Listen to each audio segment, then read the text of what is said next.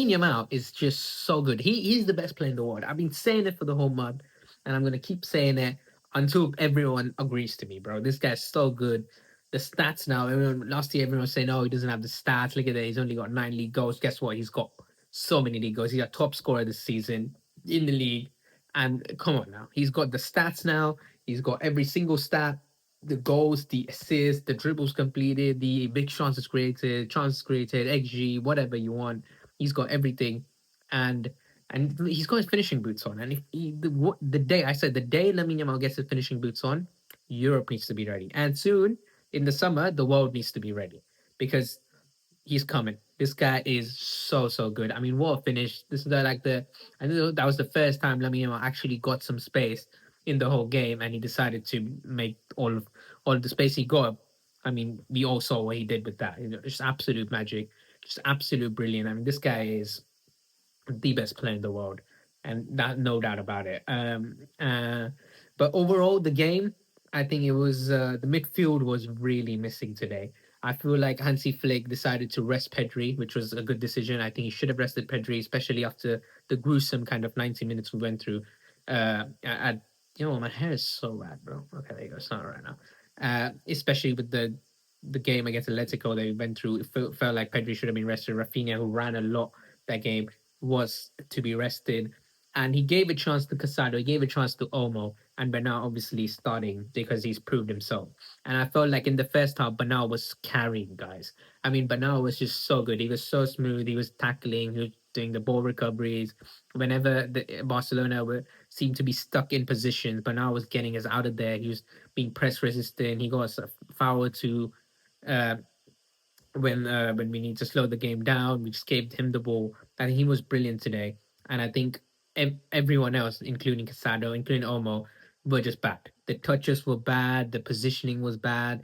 The silly tackles. Casado just keeps going in for these weird, stupid tackles that I do not understand. It was just very frustrating to watch both of them. And Danny Olmo, he was trying to play passes right. He was trying to play make, and I like that because you're supposed to be the risk taker. You're supposed to be that number 10, but it was just bad. The passes were just bad. Like it wasn't even it was close. They were just bad. They couldn't even be first man sometimes. I mean, come on, Omo. Come on. You're a quality player and you have to show, and that's why I keep saying about Omo. He's so inconsistent. Sometimes he get injured.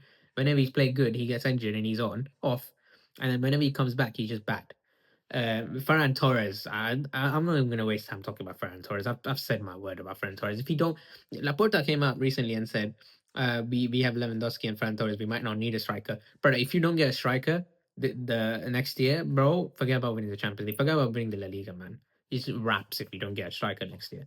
It is so bad. I mean, we could literally would have won. We would have won a treble. I truly believe we would have won a treble if he had a striker, an actual good striker. Ferran Torres is not a striker. He's not even a good player.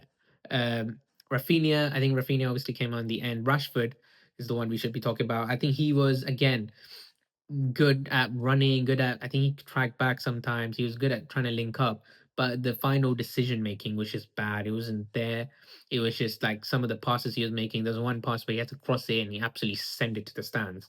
It was just I think it was terrible in general from Rashford today. I feel like the entire front line, except Lamine Yamal, who actually did create two or three chances, and in the first half, were just bad. And I think Lamine Yamal, they again the way they kind of platformed Lamine Yamal in the first half wasn't good. They weren't attracting players off him, so he can get those 1-on-1s. He can get those 2v1s. He was getting absolutely like 3v1 guys, like 2v1. Lamine Yamal can handle it.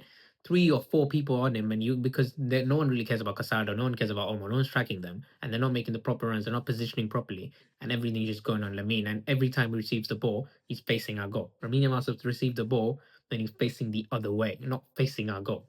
So yeah, that was terrible from the team. I think defense was all. I think the Cancelo was decent. I think Kubarsi was good until that yellow red card. It could have been a red, I feel like, but I think yellow was the fair decision because John Garcia was quite close to Kubarsi, so I think a yellow was fair.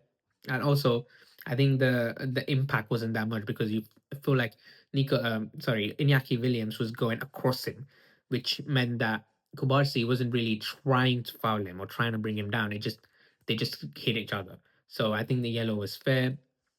I think John Garcia was brilliant today. I feel like he came out at the right time. His decision making was very good. Three saves he made, very good saves. And I think overall, I think him or Yamal could have been a man of the match today for me. And I think both of them were brilliant. And then and who was a left back? Gerard Martin. I think Gerard Martin was decent. Maldini, as we call him. I think he was all right. I think he did a decent trip. It's really, we don't really expect too much from Gerard Maldini. He did what he could do. I feel like, and that was good enough for us.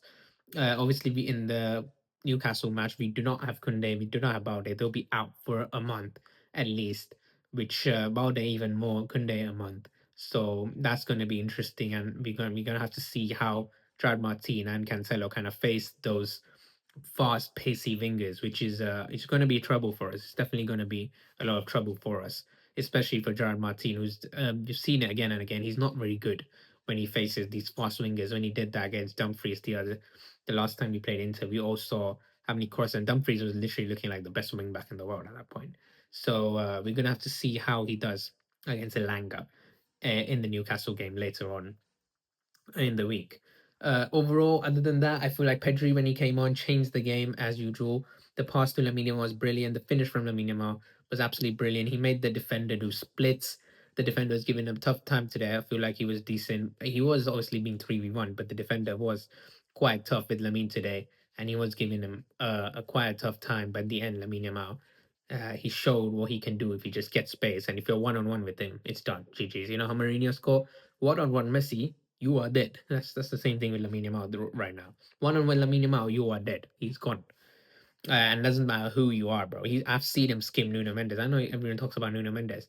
Lamine Yamal 16 when we played PSG in the quarterfinal when Arau got a red card in the second leg. The first leg and most of the second style, the second leg until the red card, Lamine Yamal was cooking Mendes. You can go watch that match again.